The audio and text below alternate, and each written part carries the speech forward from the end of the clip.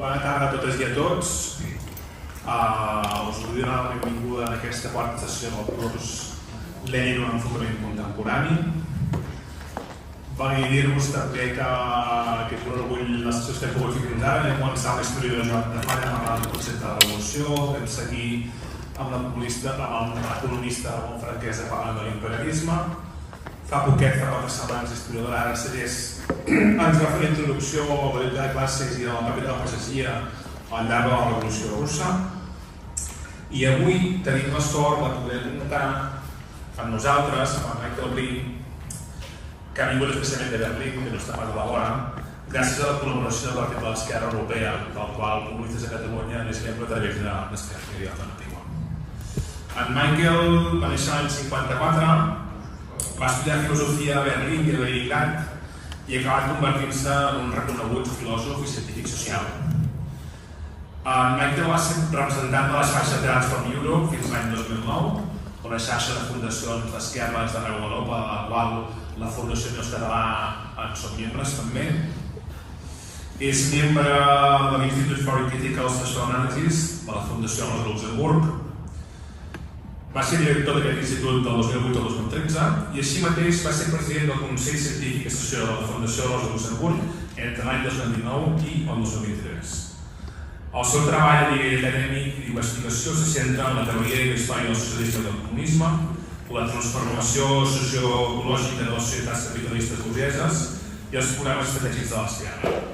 Abans de donar-li pas, només vull comentar que si algú té més ganes de Lenin, perquè ara ve l'estiu i no farem cap més sessió fins setembre i sembla que l'estiu se li farà massa llarg sense parlar de Lenin, el mes de juliol, els juliols de l'Ober, estem preparant un curs que es diu Goodbye Lenin, una pregunta, evidentment una pregunta que plaça dir que no Goodbye Lenin, i que encara sou temps de comptar-vos-hi.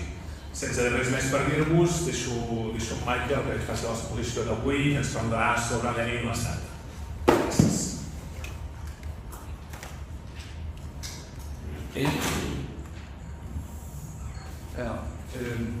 Good evening. I won't try to speak Spanish because I'm in Catalonia, and so I won't do not want to offend you with my Spanish, which is really very, very poor.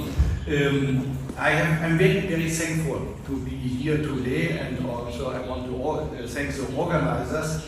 And it's an honor to be to speak today about Lenin.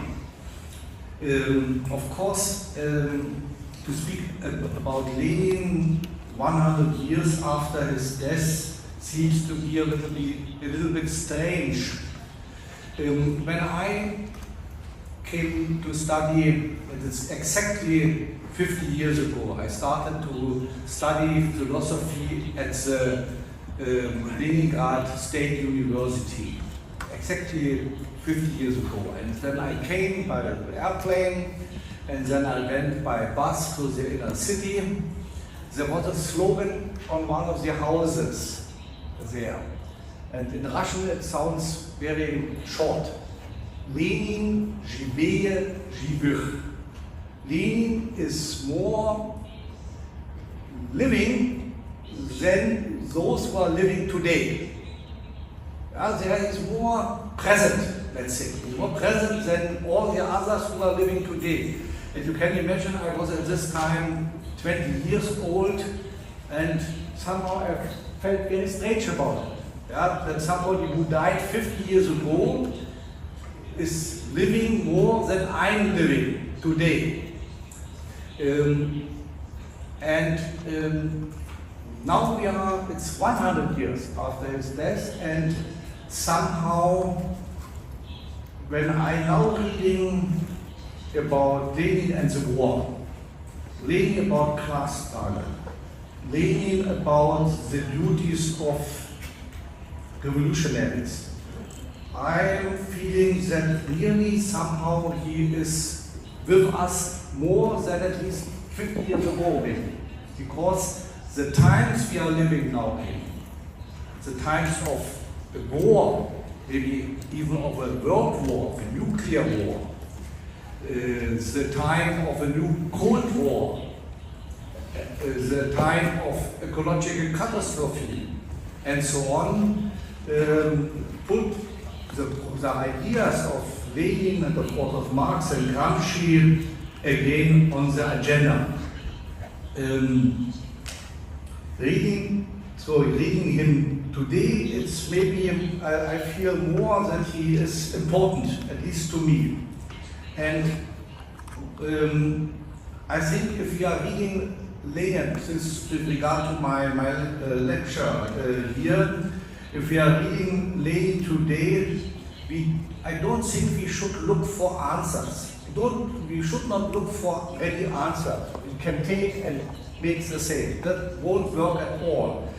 But what we can do, we can see how one of the most important persons, left persons, and maybe the most important left person of the 20th century, how he wanted to find answers, analyzing the problems of his time and organizing forces to change Russian history and world history. That means, I would say, what we can learn by analyzing, by studying Lenin, is to learn to solve our own problems, the problems of our time.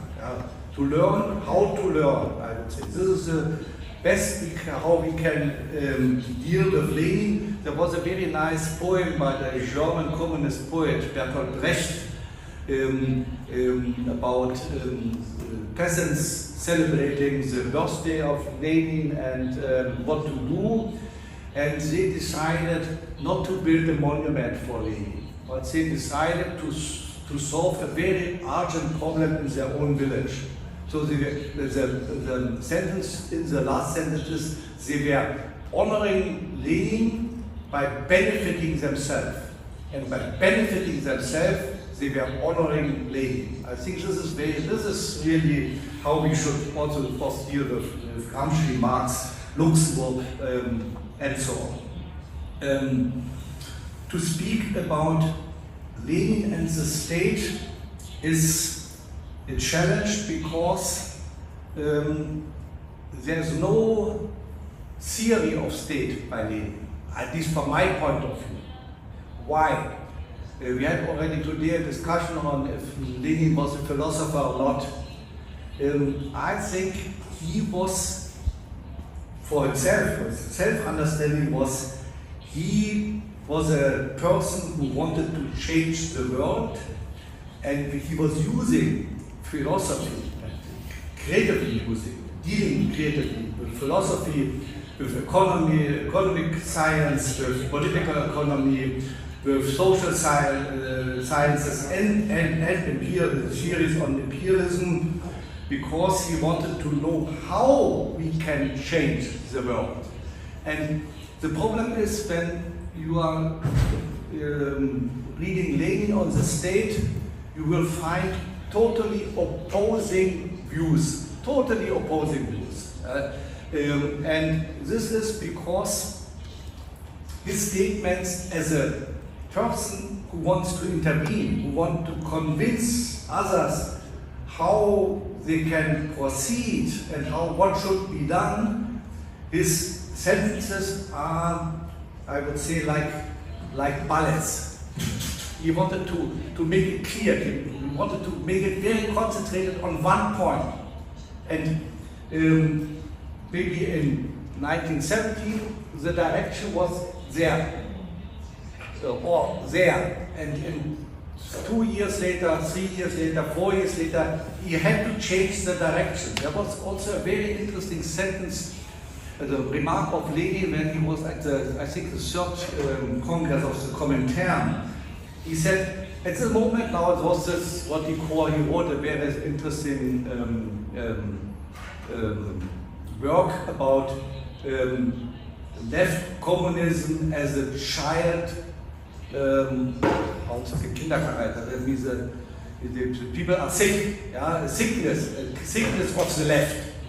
At this time, a lot of people were so enthusiastic about changes in the world, they forgot that there must be real conditions for it. So he said, in this moment, I must go to the right.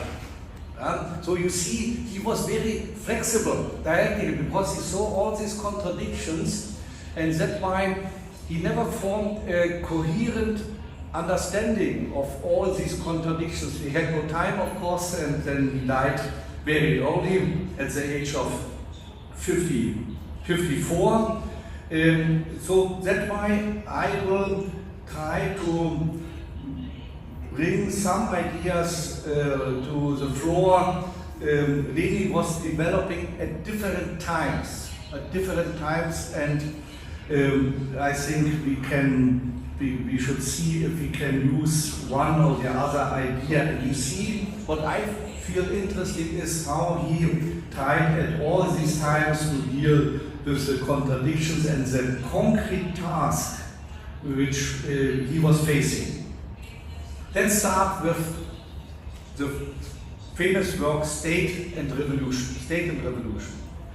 This is firstly interesting because I wrote this small book here, Rediscovering Lenin, where I tried to make clear how he prepared, especially starting with the beginning of the First World War in August 1914 for the coming revolution. He was totally clear. He had the experiences of the lost war against Japan, of Russia, and then came the first Russian Revolution. He said, the Tsarist regime will lose against Germany. And he was right. They were losing this war, and so he said, okay, that means there will be a revolution. And he was preparing it at different stages, and I tried to explain it in this book. You can find it in the internet. And one problem he had not tackled before came in the end of 1916. That means very close to the start of the Russian Revolution, because Bukharin, a very young communist at this time, wrote about, he wanted to organize communist political current in the Bolshevist party, and he said we must put the problem of communism on the agenda. And Lenin was aware that now, okay, maybe the revolution is really very close, so now we must think what will we do after having the power. That means he was already preparing for time ahead, about a year ahead, and what that means. And he was confronted with the problem that Bukharin and others said, okay, if we have the power, the state will wither away. It's some kind of anarchism that was behind there, because then we have a new society and there won't be any need for state. And on the other hand, he was opposing Kautsky and the right-wing social democrats who thought that the socialist state is somehow just a continuation and a different form of the existing state. So he had these two opponents. One very radical, saying we should abolish the state at all, and the other saying we should just change the use of the existing state, losing all these institutions. And what is also typical for Lenin, when it came to most important questions, he referred to Marx and Engels. He was really a pupil of Marx and Engels. So he sat down and he made notes of all the books he could get into his hands. He was collecting all them all the time. There's a notebook published later, Marxism and the State, where he quoted all what Marx and Engels had said about the state. And also Kautsky, but especially Marx and Engels, especially of course about the Paris Commune and so on. And then he had no time to finish this work on State and Revolution, but in June there was an uprising, a failed uprising in June already, in June 1917, and Lenin had to hide himself in Finland. Finland at this time was close to Petersburg, to Leningrad. And so he could not intervene directly in Petersburg, so he had some time. And he wrote at this time this famous work, State and Revolution. And what were the most important ideas he developed? The first idea was for him, I'm quoting, the state is a product and a manifestation of the irreconcilability of class antagonism. That means we have class contradictions you can't reconcile. That means, and that's why the state is needed to live with these antagonistic contradictions and to keep them under the control of the ruling class. That was the first idea, and he was also very clear to overthrow this state, we must be violent and we must destruct the state apparatus of power. That was for him totally clear. The second idea was that, and this goes back to Marx, and maybe it goes also back to Blanqui, and goes even back to Babeuf of the Great French Revolution. The first who tried to attempt a coup d'etat from a communist point of view. We must organize a dictatorship of the proletariat. There was also central idea of Marx and Engels, and Marx also said there will be a long time of this dictatorship of the proletariat. Often today it sounds crazy. Why dictatorship? And why for a long time? The idea behind was, if we want to establish a new society from the foundations on, that is a tremendous transformation, a long-term transformation of the whole mode of production, the whole mode of life, of culture, and so on.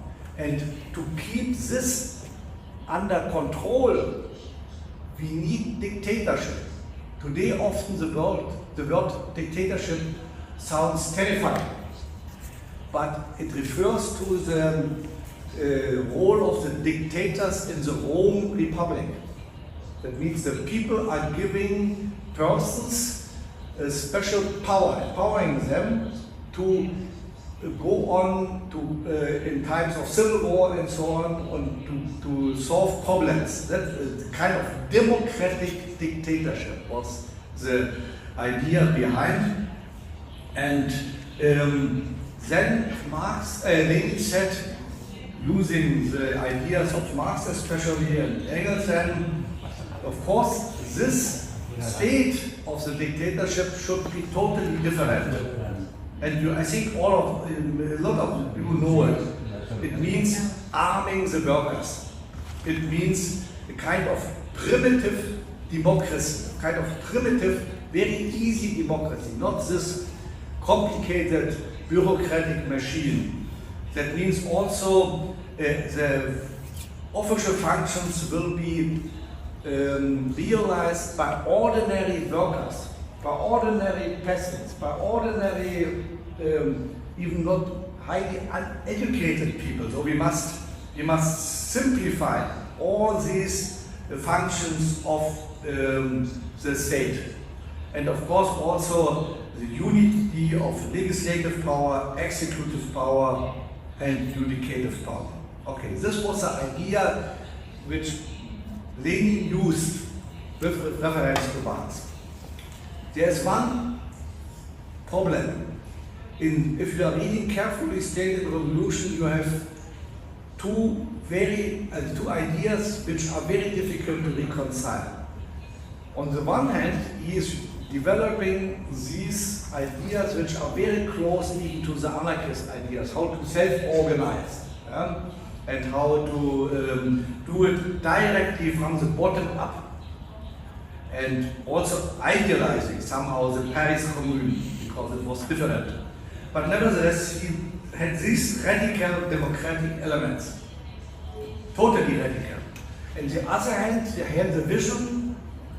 For me as a German, it's interesting. Here's the idea that the apparatus which will be established, it's like the German postal office. And for him, the German postal office was the ideal form of bureaucratic organization. You can imagine the postal office 100 years ago, yeah, how it was from the above, and everybody was a bureaucrat, not thinking why I'm doing it and so on, but just obeying to the command from above. Yeah, you have a perfect machinery. Today, our postal office is not any longer a perfect machinery, not to speak about the German railway. And on the other hand, you have this radical democracy. So two ideas Lenin was using at the same time in the same work. Very conflicting ideas. And he went with these ideas, which were spread, of course, also in the Social Democratic and Bolshevist Party at this time. He went with these contradictory ideas to the revolution. And so on the one hand, extension of the democracy, on the other hand, a dictatorship using a perfect machinery.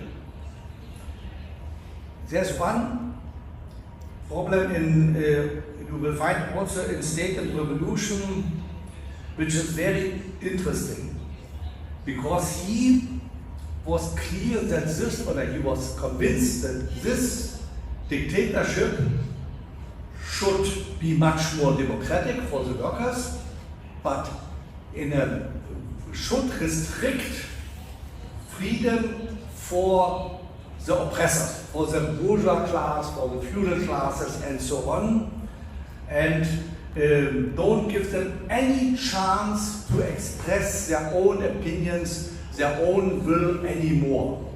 So you see, on the one hand, total freedom for the workers, and no freedom to the enemy. No freedom to the enemy. It's different with Rosa Luxemburg. She said, freedom is always the freedom of the other, the dissenters. Okay. I quote it now. It is clear that there is no freedom and no democracy where there is suppression and where there is violence. That means if there is suppression, if there is violence, no freedom at all. You see how he is thinking. Either or. Either total freedom or total suppression and no freedom at all. At this time and this made him so able and so willing to go for the hardest measures after the revolution, because he was thinking in these terms. A third problem in the State and Revolution I want to mention. And this is, I think, even, for me, it is the most astonishing part of Lenin's analysis of Marx and Engels' ideas about the state. And in this point, he becomes truly creative. Marx wrote, I think the majority of you know, the critique of the Gotha program. The Gotha program is the Social Democratic Party in 1875. And there he was criticizing the illusions of the Social Democratic Party, and he said we need a dictatorship of the proletariat, and in the first stages after the revolution, the society is still marked by the old society, the birthmarks, he's calling it, of the old society. And that means we have contradictions. And this is very important, I think, until today. There are even in a socialist society, this is the first stages, he said, you have contradiction between all of us in this society as private individuals. He's speaking about socialism as collection of private individuals because we have here our own interests. We are contributing by our abilities and we are receiving by our contribution to the others. So that means we are measured by, Marx is saying, by bourgeois law. We are regarded as formal equal, even if we are not equal at all. But it looks okay, he's much stronger than me, he's working much better than me, so he will get much more food than me. Yeah? So we are not regarded in our concrete needs, but we are regarded on the formal measurement. Yeah? And that by this is bourgeois law. And what was Lenin saying, and this was totally new, if there's bourgeois law, there should be also a bourgeois state. This is, I think, to write such a thing, yeah, that the dictatorship of the proletariat will combine with a bourgeois state because it's imposing this formal equivalent measurement, that means imposing bourgeois law.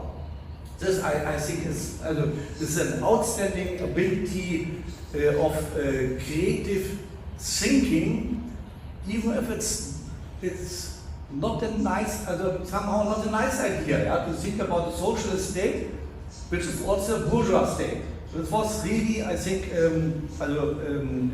outstanding ability at this time, hiding there. He really, you can see, if you are reading Lenin, you can often see when he had time and he was forced to rest, how he started to go beyond a lot of limits of the left. So he was writing bourgeois state without the bourgeoisie.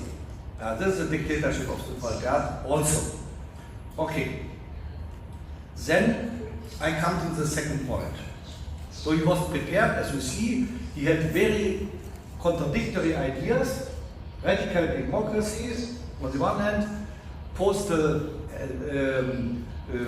office and machinery on the other hand, total freedom and very hard suppression and no freedom at all. So he went to the revolution with very opposing ideas. Then came the overthrow of the provisional government and you may know, or should know at least, that at this time the Bolsheviks also and all the other forces were preparing for the election for the Constitutional Assembly of Russia.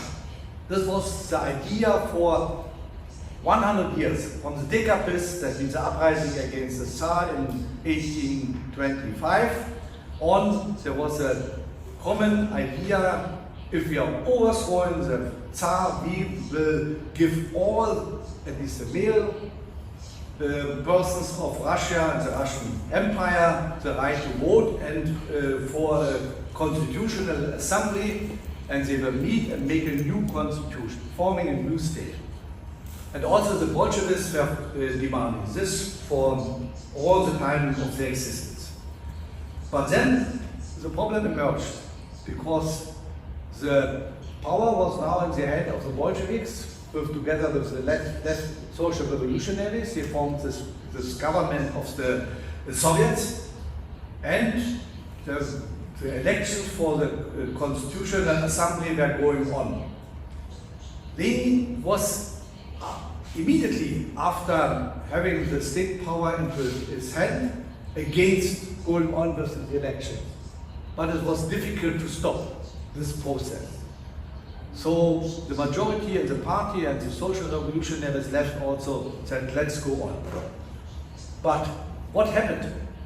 They met in early January 1918, and there was an order, they can meet, and then the head of the Soviet government, Sverdlov, came to the assembly and said to them, okay, don't worry, but you have just one task.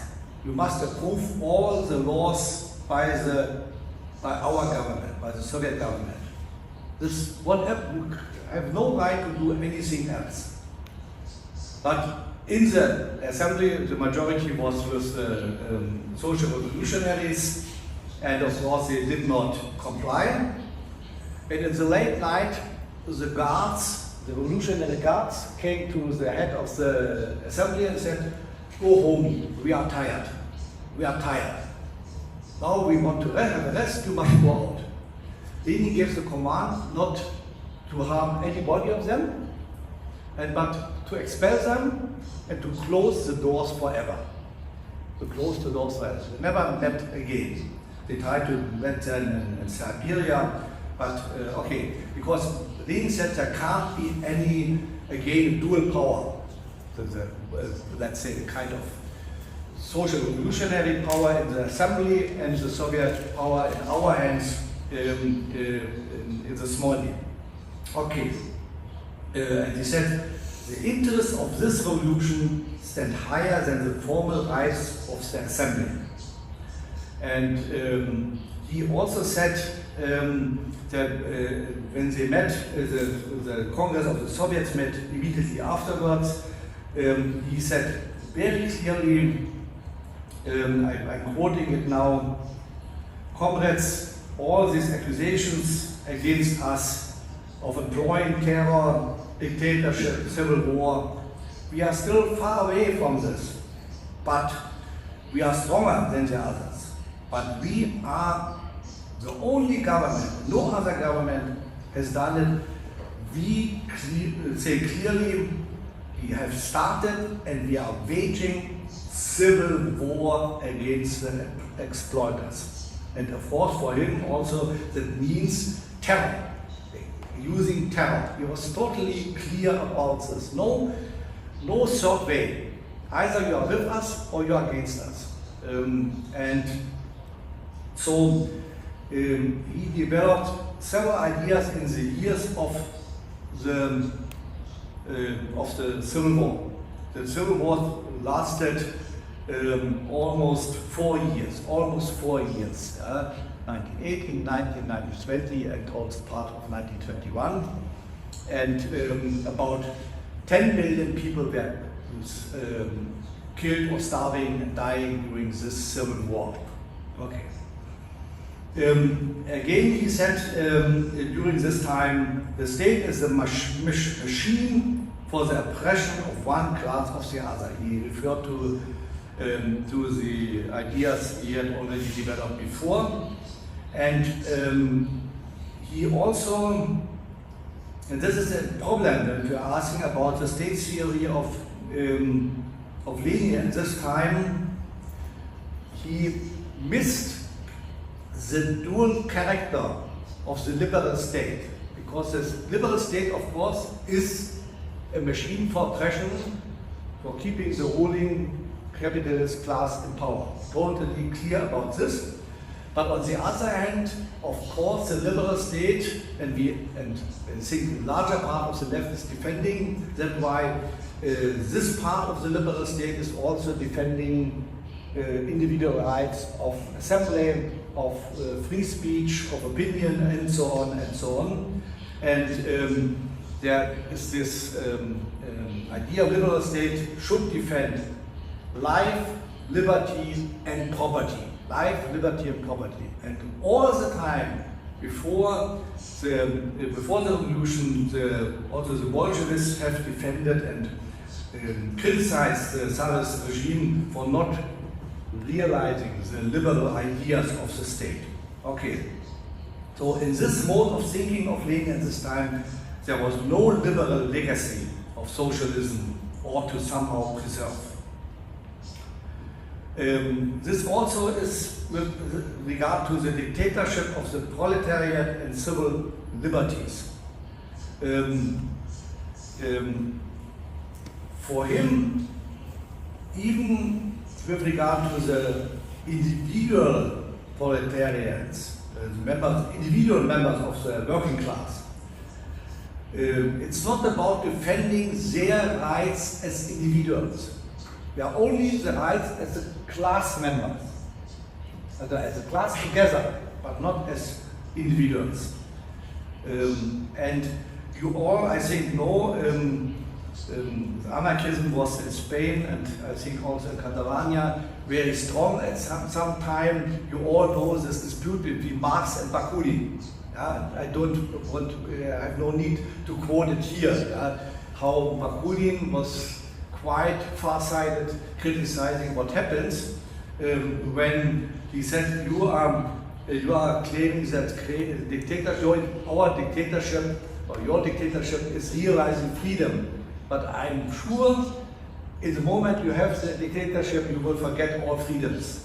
And Bakunin and the anarchists said liberty can be created only by liberty.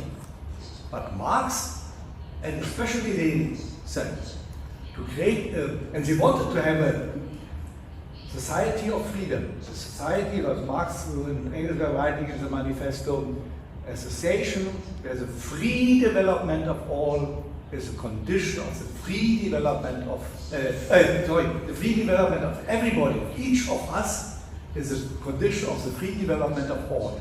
That means this was the idea. We have free development of the individuals and we have the free development of all of us together. That was the idea, that was the idea of communism. But for this, for some time, the freedoms of the individuals must be restricted by the dictatorship of the proletariat. And what is also interesting, I'm now quoting again, he is writing in 1918 against Kautsky. It is an unbelievable sentence.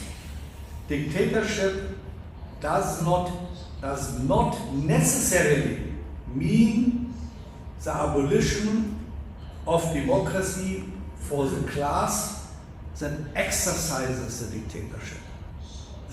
That means dictatorship does not necessarily mean the abolition of democracy for the workers.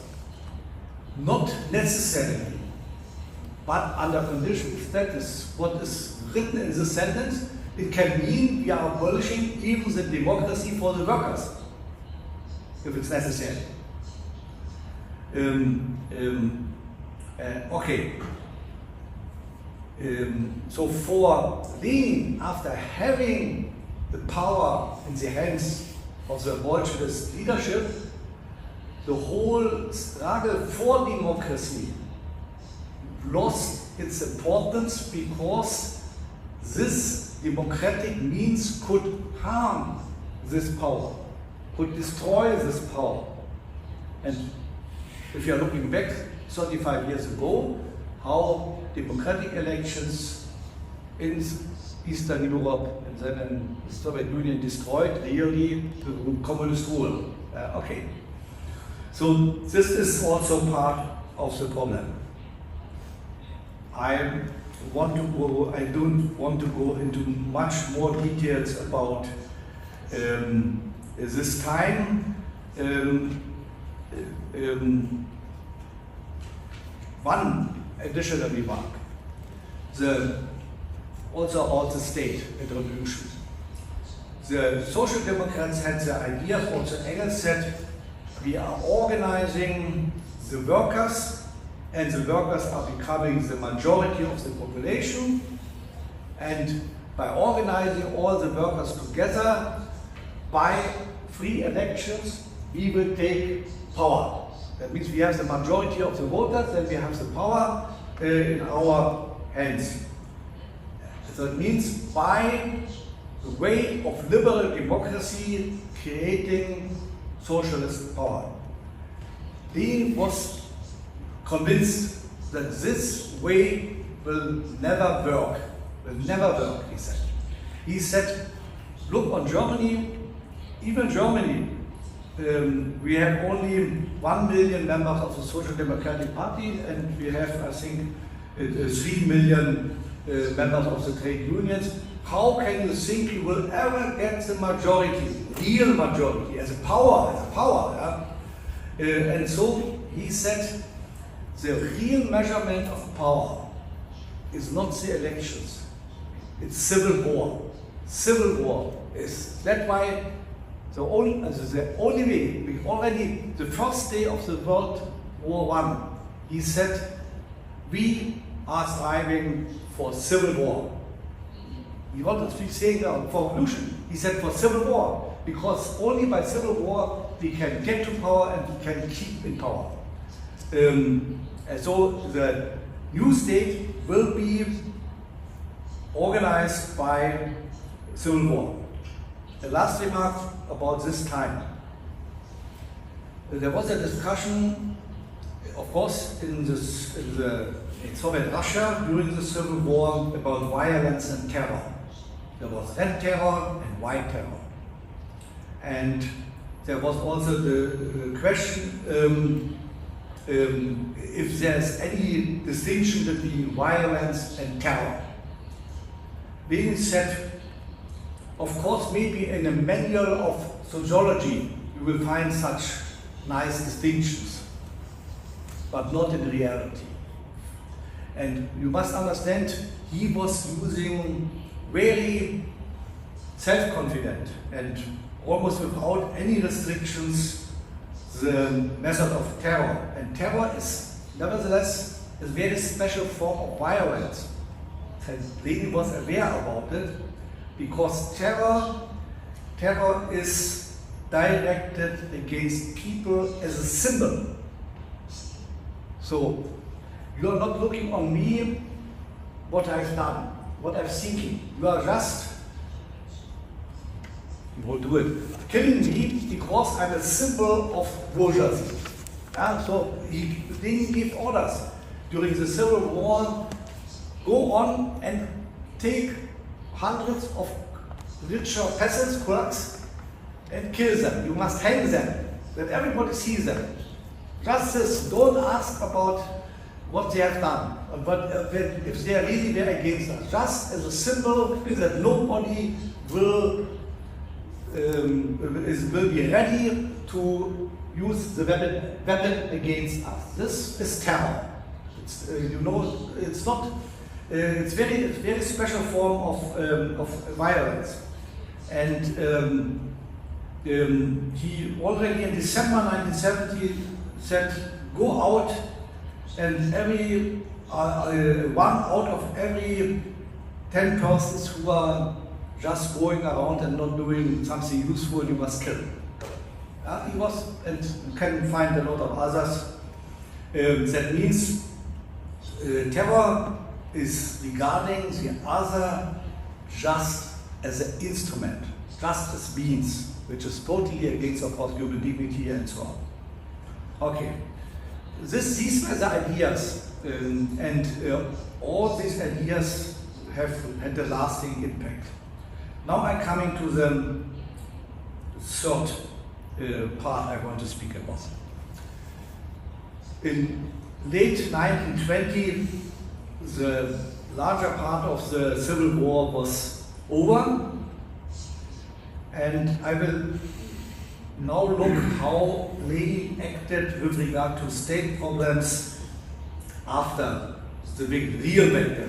The real victory was only after all the internal and external enemies were defeated. I'm now developing 6 points. The first point is, if you are looking what Lenin and his comrades promised, and if you are looking on the outcome, they were totally different. In 1917, Lenin said, if we are using immediately and the halfway civil war, there will be little or no bloodshed at all, almost no bloodshed. And of course, if you're looking on October, November 1917, really not too much killings. But as I already said, 10 million people in the end died. Civil war is, and Lenin was totally frankly later, civil war is the most terrible way of war. Secondly, before the war, when during immediately after the revolution, immediately after the revolution, Kautsky said that workers immediately after the revolution are not able to govern themselves. And Lenin was saying, this is an absurdity. You are an idiot, a critic. You see nothing but bourgeois parliaments. But then in 1921, he was criticizing, I come to the workers' opposition in the Bolshevist party. He said, it's totally clear that the proletariat, the dictatorship of the proletariat can't be exercised by the masses themselves. So you see, everything is changing immediately. In 1917, as I said, he said we must destruct all the old state apparatus. And in 1922, he said, we still have the old machinery. And our task now is to remold it along new lines. That means before the revolution, we must destroy it, and after the revolution, it was facing the reality that the state somehow, the old state, somehow survived. In 1917, he said the ruling class, there wouldn't be any bureaucrats. In 1921, 22, bureaucratism for Lenin became the main enemy. The main enemy. Okay. And also, the problem he was facing after the Civil War was, okay, the power was in the hand of the Bolshevist leadership somehow, but at the last party congress he was able to attend in March 1922. He said, the state is in our hands, but is the state operating in the way we want? No, it's not operating in the way we want. He was saying the machine refused to obey the hand that guided it.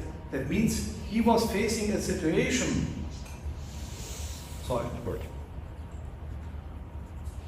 Where the system, the society, and the state created by this revolution were developing tendencies he and his comrades could not steer. They had their own logic, and logic opposing the ideas the Bolsheviks and Lenin had. And then, in the end of the Civil War, came a terrible situation, as often when the victory is there, then the internal contradictions are coming to the forefront. During the Civil War, external contradictions. After the Civil War, the internal contradictions.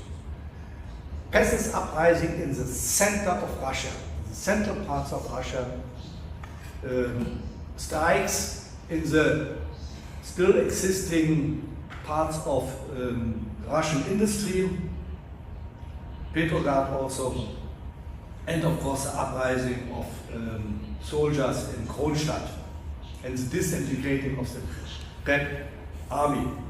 And they had to answer this. And they immediately, very quickly changed the whole policy to what was called later new economic policy. So that's now I'm coming to the second point I want to make with regard to the time after the Civil War. The confrontation with the internal contradictions of the new state. The problem is if he was facing a situation where to keep in power.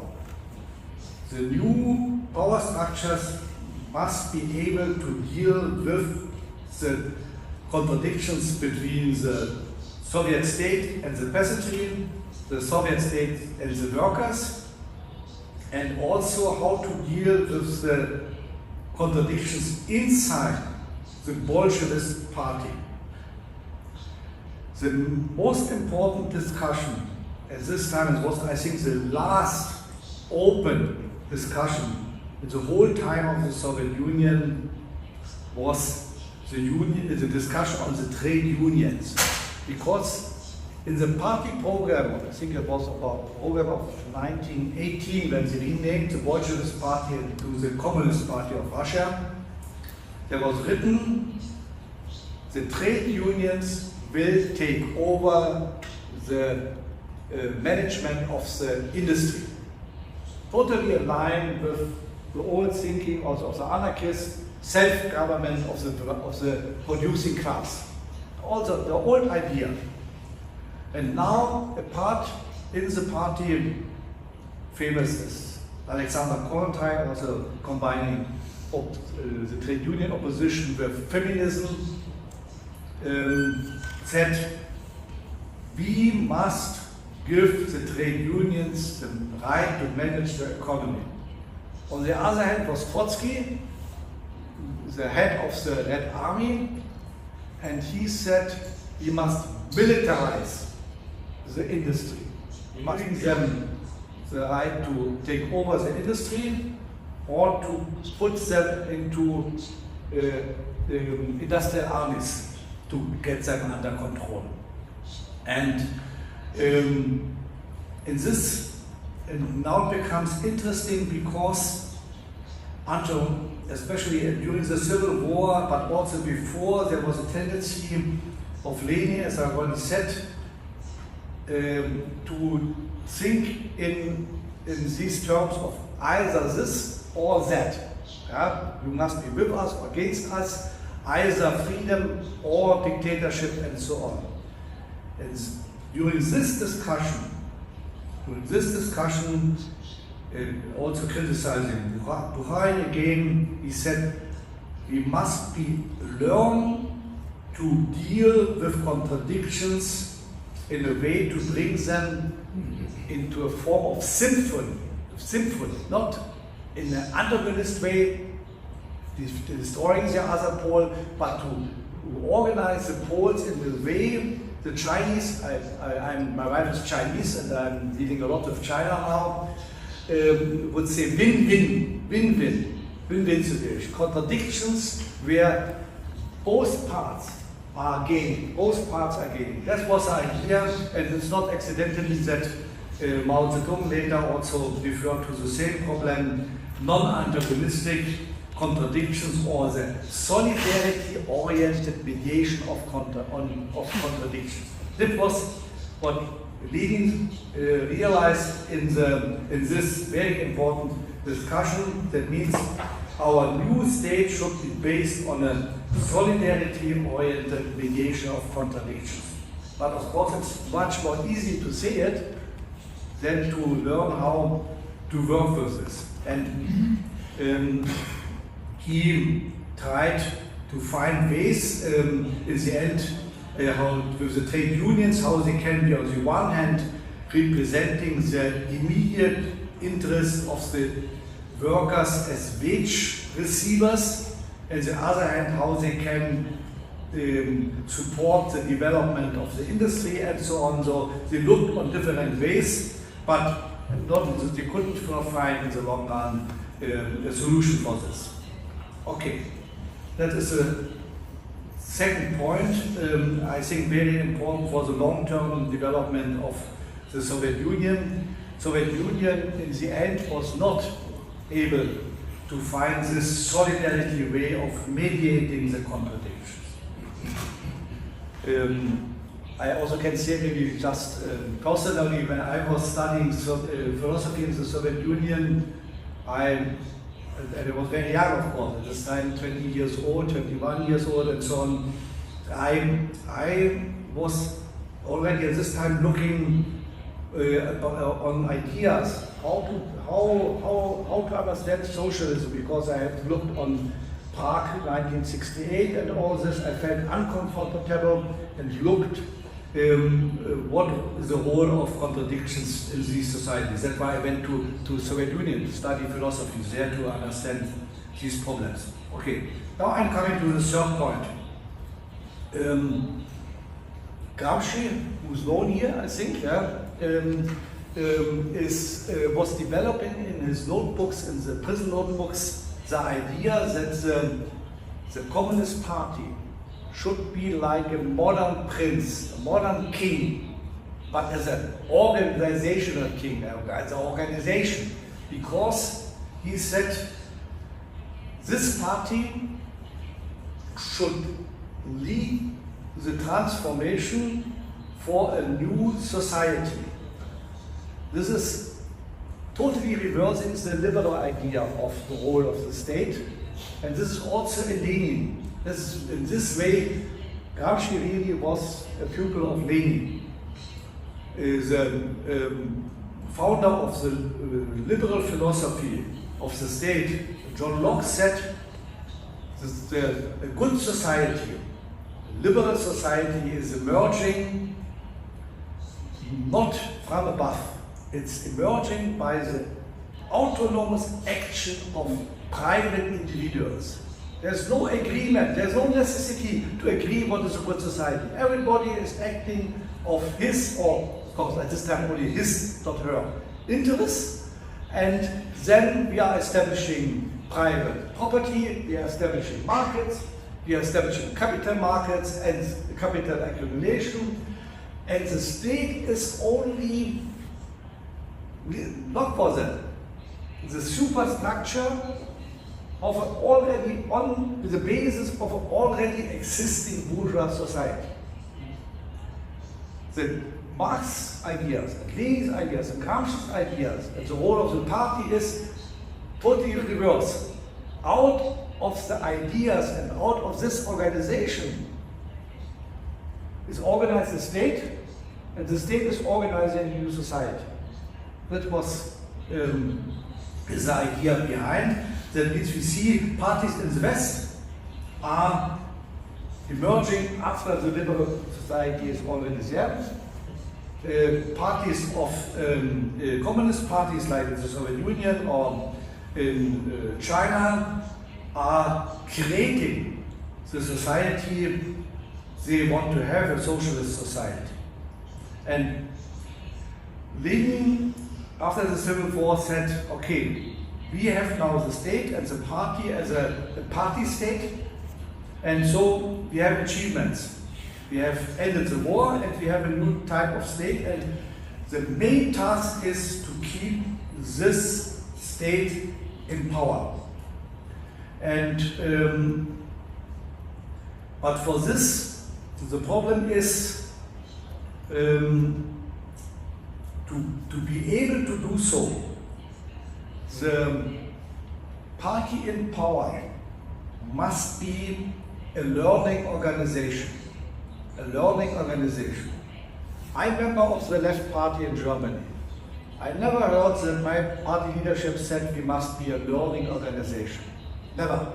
When I'm going to China, which is the ruling party, is a party, Central Party School, they're all the time saying we can stay in power only if we are a learning organization. The moment we are stopping to be able to learn and realize this learning process, we will lose power. But the problem is, that means this new king, this prince, this organization king must incorporate in itself the ability to learn. The problem is, on the one hand, to stay in power, you must keep the unity of the party. And the other hand, you must be able to have processes of learning, which is not the same. It's all again contradiction.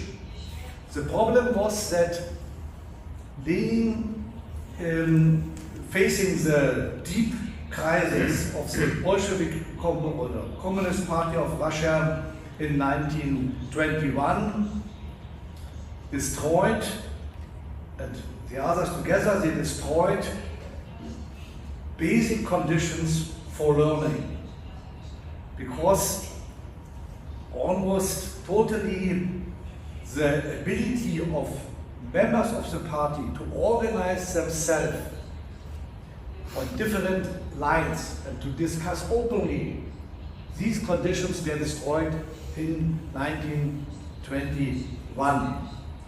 There was even made a resolution that a totally dramatic decision that members of the Central Committee which were elected by the party congress, could be excluded from the Central Committee by 2/3 of the members of the Central Committee. Yeah? That means the power was concentrated in the majority of the Central Committee expelling their own members. Yeah? And this point, this decision was not made public. The factions were dissolved and so on. There was the idea, okay, we will organize free discussion outside of the political struggle. But the conditions for this free discussion were more or less step by step in the 1920s totally destroyed. And Lenin had some ideas, especially when you must know, starting from late 1921, Lenin became more and more sick. He had more and more times where he was not able directly to intervene in the political decision making, and in only 1923 he lost the ability to speak and write. So the last year of him was a year where he was not able to say anything anymore. Okay. At this time, he made different proposals because he saw the danger for the party. The party was the central cornerstone of the whole Soviet state. He said how we can overcome this danger in the party.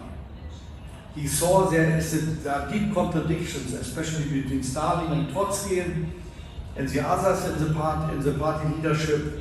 So he made different proposals. He said, until now, our power in the party and the role of the party is depending on the prestige by a very small group of the old guard of the Bolshevist party. A very small group, about 10 persons. So how to deal with the emerging contradictions? Because until then, his strong authority made it possible to deal with these contradictions. But he was going away. He had to find new solutions for this. The first idea he had, okay, we are expanding the Central Committee. Again, there was an idea behind, we are bringing into the head of this steering committee of the party 100 good, uncorrupted workers. Uncorrupted workers. That's the idea, okay, if we have good workers, they will have the right class consciousness and they were able to help this group to deal with their own contradictions. The problem he did not realize is that he himself proposed Stalin to be the Secretary General. And the Secretary General had the control of the cadres. It means the appointment of cadres. So Stalin had the control who will be member of the Central Committee.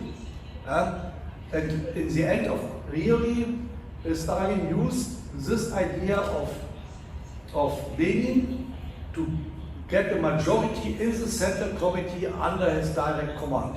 I will quote it later. So he was idealizing the workers, the ordinary workers, and Stalin used this idea first to slender, then expel, and then to liquidate the whole old guard. I will now quote, there is a diary by Georgy Dimitrov, who was in the 1930s then in the Soviet Union and was attending as the head of the Comintern a meeting on the occasion of the 20th anniversary of the October Revolution. And of course, everybody in 1937, there was no old guard anymore in the Central Committee, were praising Stalin and so on. And Stalin then got up and said, I'm quoting this, therefore, the two ideas in this speech, therefore, whoever attempts to destroy the unity of the Socialist Party, that man is an enemy, a sworn enemy of the state and of the peoples of the USSR. Okay.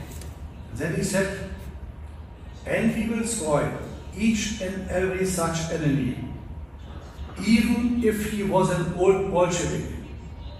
We will destroy all his kin, all his family. That was Stalin and Pinatela. And then he said, a great deal is said about great leaders, of course about him.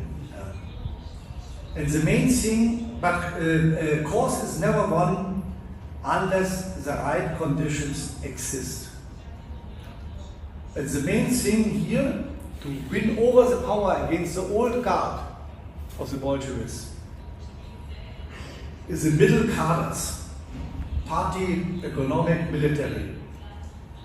They are the ones who choose the leader, explain our positions. And he said, why we did prevail over Trotsky and the rest. Trotsky, as we know, was the most popular man in our country after Lenin. Bukharin, Zinoviev, Rykov, Tomsky, they are all popular. We, Stalin and the others, or Johnny Kitzer and his friends, were little known. I myself, Molotov, and so on. We were field workers in Lenin's time. But the middle cadres supported us. I just want to mention this problem because it makes clear that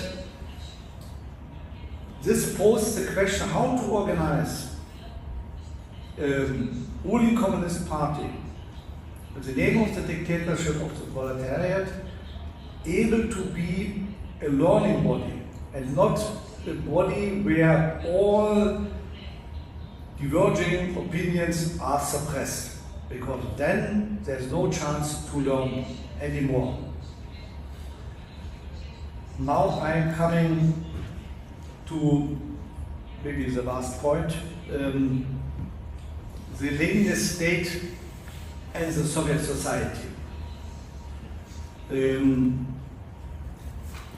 At this time, Lenin, it was even before him, Trotsky was proposing this new economic policy, and this meant, and this is very close to the development the Chinese Communist Party organized in 1978 with their opening up and reform policy, said that we must organize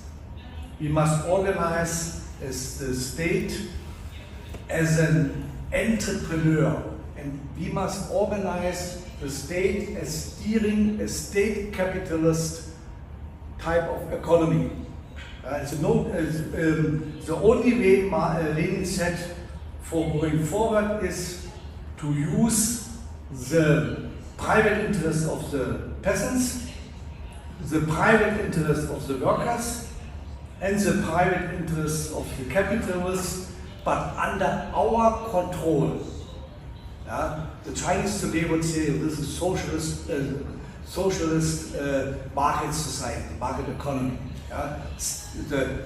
For Lenin, it was a primacy of politics, of communist-oriented politics, but using all available means. Whatever means are useful, we will use in the future. And so this was the most important answer.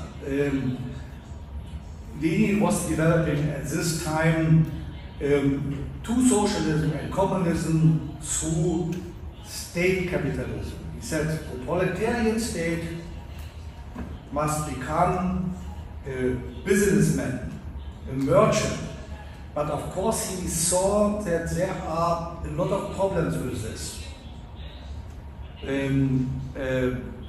Because developing capitalism, even it's capitalism under the control of the state, means to give up power. The most important problem for Russia was the peasants. They were giving the peasants the power not to sell the products to the state. Not to sell. And of course, only to sell if the peasant is receiving what he wants. Consumer goods, means of production, fertilizer, whatever. And so the state was, and the industry of Russia was under strong pressure to deliver for the peasants. And Lenin said, if we do not deliver, these peasants are armed peasants, an armed enemy. They are becoming an armed enemy. And the real end of the new economic policy in 1927, especially 1928, was because the peasants did not, in their own eyes, did not receive what they wanted to have, and they stopped to sell their products. And the so-called collectivization, that means the destruction of the independence of the peasants, was done because this was a left turn then of Stalin. The so-called left turn was that to get control on the agricultural production, to also to support the quick industrialization. But this, nevertheless, Lenin and the others, until 1927-28, tried to find ways where they can interest the peasants to support the development of Russia, the development of the industrialization, export, and so on. But of course, it depended on the ability to control the peasantry. It also depended on the ability to control the emerging bourgeois and new capitalist class, and to control the relations with foreign countries and the foreign exchange. And in the end, 4 years after Lenin's death, they ended this policy of new economic policy and went into this type of quick collectivization with huge suffering of the peasantry and the quick industrialization. But Lenin was also looking for another possibility. He was already very sick, and he was thinking, okay, if this state capitalism maybe is not the way, is there another possibility? And one of his very, very last articles was on cooperation. That means he went back, and there were long tradition in Russia, cooperative movement, and he was meeting Kropotkin and other representatives demanding that Soviet states should support the cooperative movement. He somehow developed the idea and wrote it to the Politburo of the Communist Party of Russia: we must support the cooperatives even more than heavy industry. So he came back to this idea how we can combine Soviet power and self-empowerment of cooperatives, but never, of course, able to develop it to the end. But this is also interesting how he tried to look for totally new ways of, and of course there was the last answer to all these problems: abolish the self-organization of the workers and the peasants, abolish private property and the means of production. And if we have this central power, we will create a basis which is as centralized as a political structure. So in the end, the power machine of bureaucratic nomenclature in the Soviet Union created a economy and society which is somehow complementary to the machine they have created after the revolution. That was done under Stalin and lasted until Gorbachev destroyed it in the Soviet Union, and again in China, they went back to the way of the new economic policy and trying to keep in power by using the very different economic interests of state capitalism and private capitalism and so on to go forward. I still have one remark I want to make. It's about revolutionary legality, because Lenin was clear and the others were clear. With the new economic policy, you must create some kind of legality. That means for the peasants and for the entrepreneurs and capitalists and so on, they must know that they can really go on and the state won't take their property away. So they need some form of legal security. And Lenin was saying, okay, that demands greater, revolutionary legality. Revolutionary legality. But as you may remember, revolution means suppression, and if there's suppression, there's no legality at all. Again, you see here is combining opposing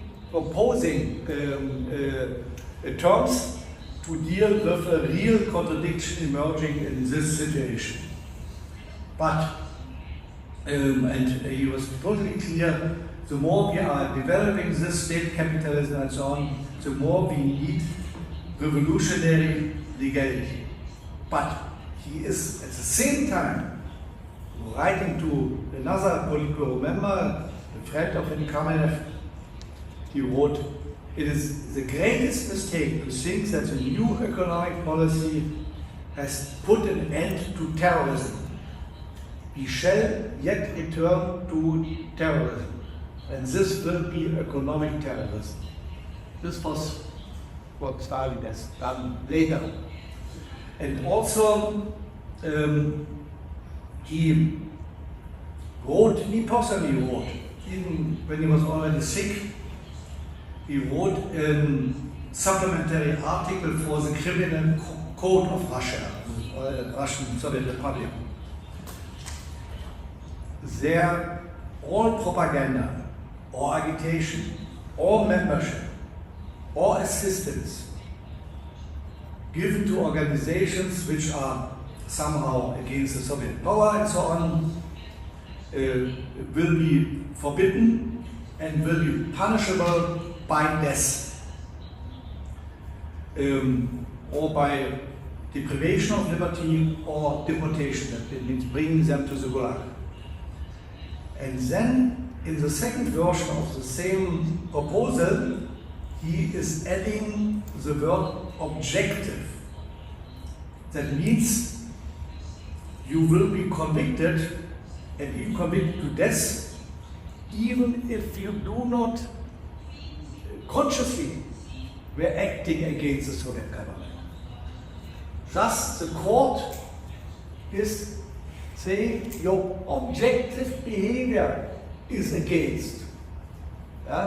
So it's again,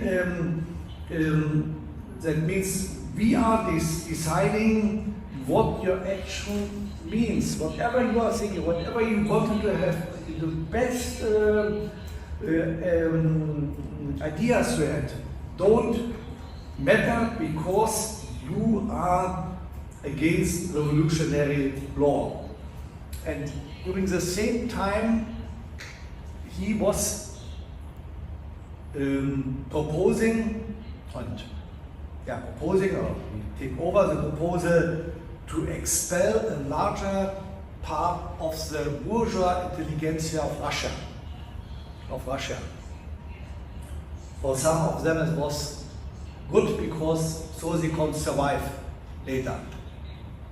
But they were, and Lenin was writing, we will purge Russia for a long time. We will make it, all these persons which are on the bourgeois way of thinking, we will send away. More than 270 leading intellectuals were executed, and so on. And of course, all the representatives of socialist parties were driven into exile.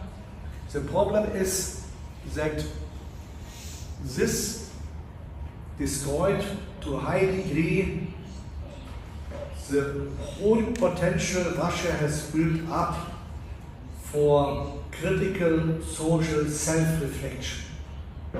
And this was a terrible strike, for a long-lasting strike, because in the 1980s, when Gorbachev came to power and wanted to reform Russia, the Soviet Union, they did not have the intellectual capacity to reflect the conditions of their own society. I'm sure what I've been speaking about. They did not know in which society they were living and what are the laws of this society. That's why Gorbachev was so ready to destroy all the major power institutions Lenin has established and Stalin has developed and Khrushchev and Brezhnev has kept, because they thought if we are destroying these major power structures, then just by self-organization, a new, wonderful, socialist, democratic society will emerge. That means Gorbachev was committed to a blind flying, because they had destroyed what is very important for a state, the capability to reflect the conditions of the society, analyze it, and so on. And okay, this is what I wanted to say about Lenin and the state.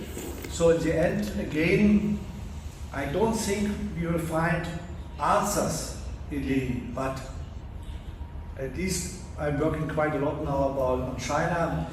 It can help us in China, in Europe, to reflect our own problems we have with our state, and we have for our struggles, how we should deal with our contradictions and so on.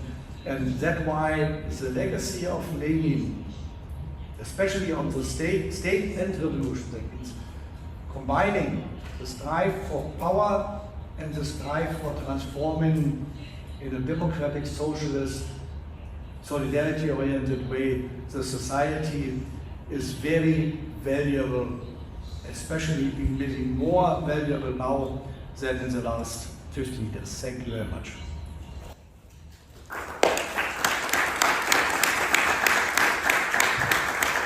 Michael Brie, I want to ask you, what kind of relationship Lenin knew about the hegemony as concept and proletarian dictatorship, if it's another coincidence or concept about it?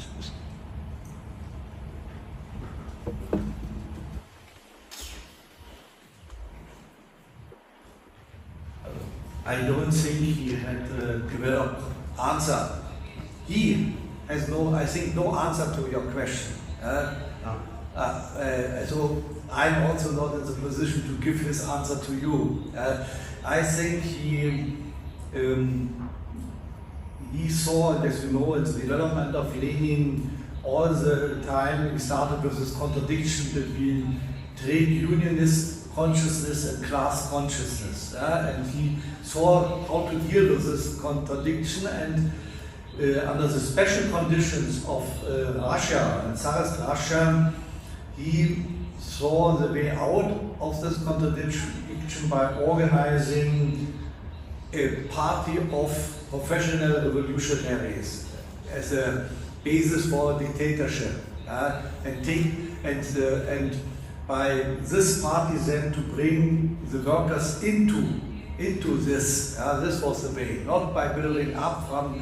I don't think that he could see that this condition is. But what is interesting is really that the Russian proletariat, the workers in the centers of industry in Petrograd and some parts of the Donetsk and so on, really were very revolutionary at this time. But of course, the majority of the workers, it was a small class. So he saw this revolution as a party.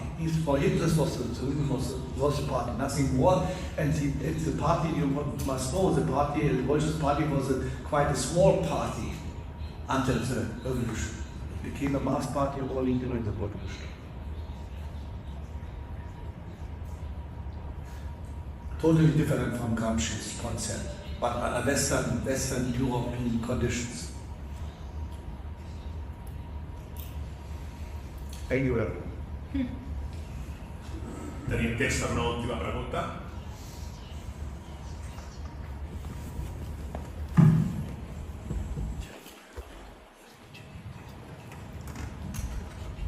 Sí, gràcies per tota la conferència.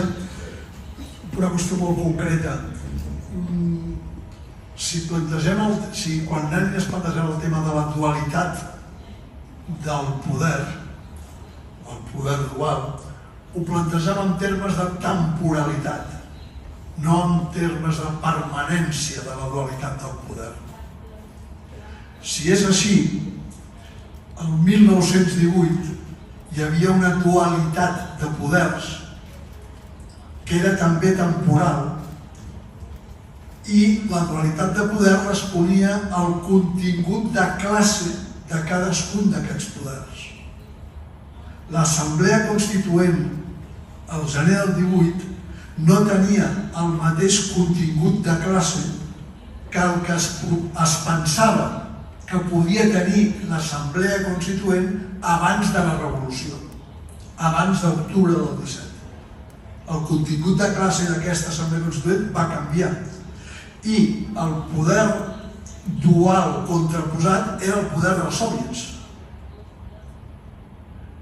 Si s'historitza i es contextualitza aquest moment en el què es va prendre la decisió de dissoldre l'Assemblea, o els bolxevics van prendre la decisió de dissoldre l'Assemblea Constituent, potser es pot entendre millor que no era una qüestió de lluita de partits o de pluralisme polític, sinó una qüestió de defensa d'uns interessos de classe enfront d'uns altres per part d'un poder i d'un altre.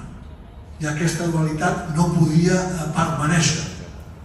Potser aquest enfocament és un enfocament diferent que ajuda a entendre d'una altra manera el que va succeir.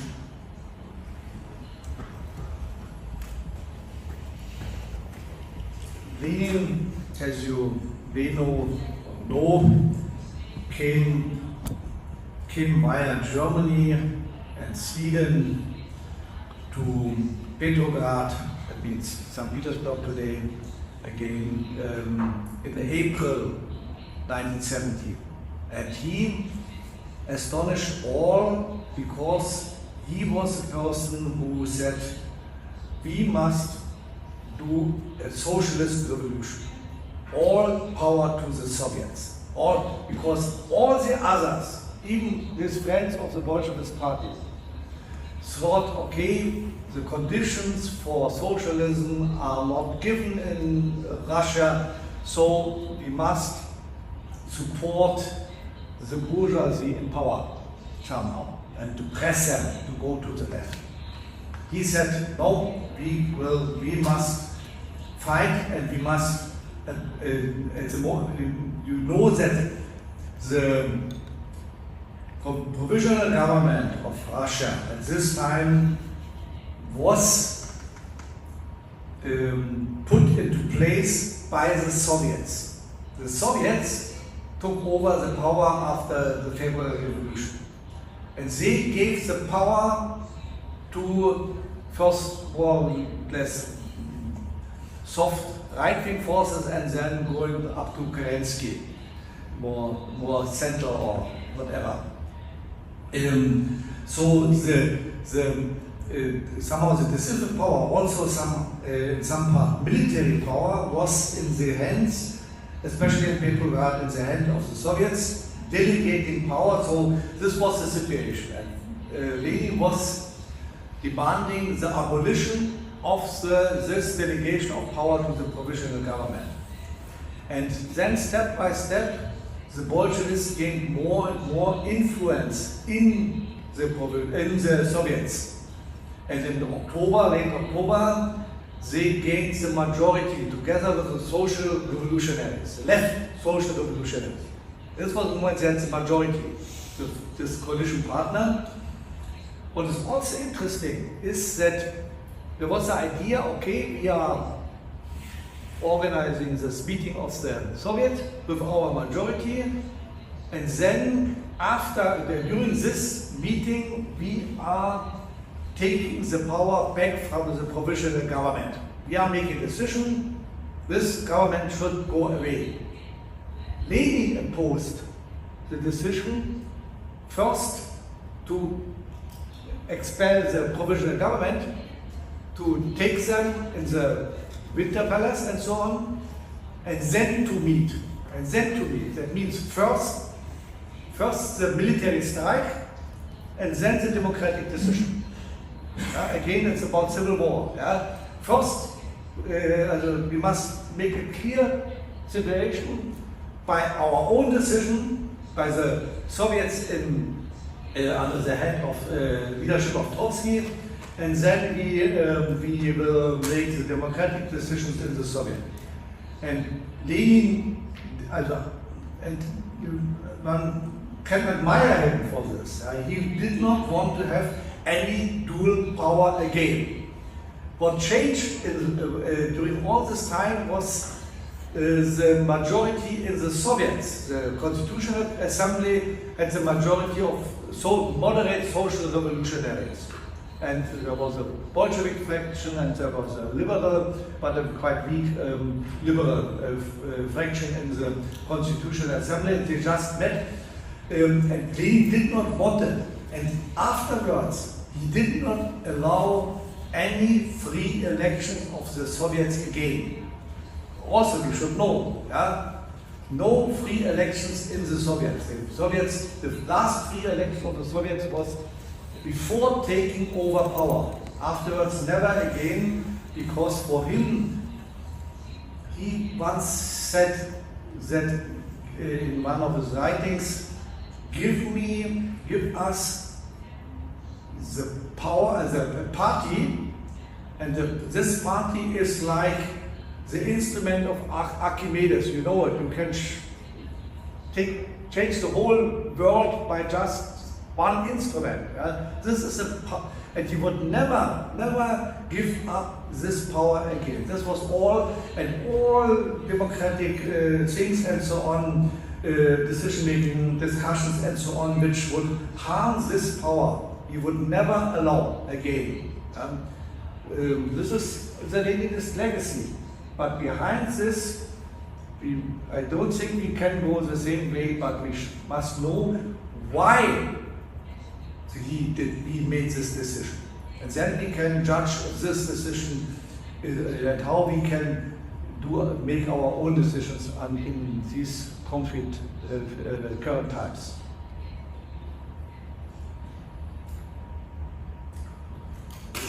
I think we are not honoring Lenin by just defending him. We must first understanding him.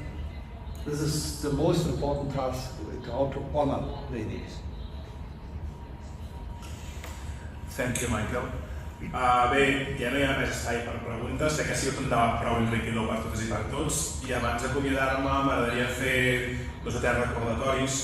Un és que si us encara tenen ganes d'escoltar més el Michael, a finals de mes, en aquesta mateixa facultat i en la sala de l'Institut d'Estudis Catalans, la Societat Catalana de Filosofia, amb el suport de la xarxa Transform Europe, el suport de la Fundació Neus Català i un bon grapat més de fundacions d'aquest país, s'organitza el Congrés Internacional sobre Lenin, amb el lema Autodeterminació, Tècnica i Poder. Tindrem ponents de Califòrnia, Budapest, Itàlia, Barcelona, País Valencià, Texas, Alemanya, Cuba, etc. Crec que val la pena que feu un cop de cap i us inscriviu.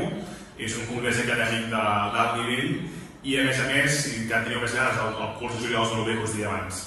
En tot cas, per acomiadar-me, dir-vos que demà la Fundació No és Català, en aquesta mateixa facultat, a la sala Gent Adams, tot el dematí estarà fent a partir de 2:15 un seminari sobre antifeixisme, analitzant els resultats de les eleccions europees, analitzant els resultats de les eleccions catalanes i també veient quines corrents de fons es donen actualment en la fase actual del capitalisme que porten a que hi hagi diferents expressions de l'extrema dreta avançant a masses forçades. Moltes gràcies i en tot cas convidem al curs fins al setembre que el reprendrem amb la línia conspiracional. Gràcies a totes.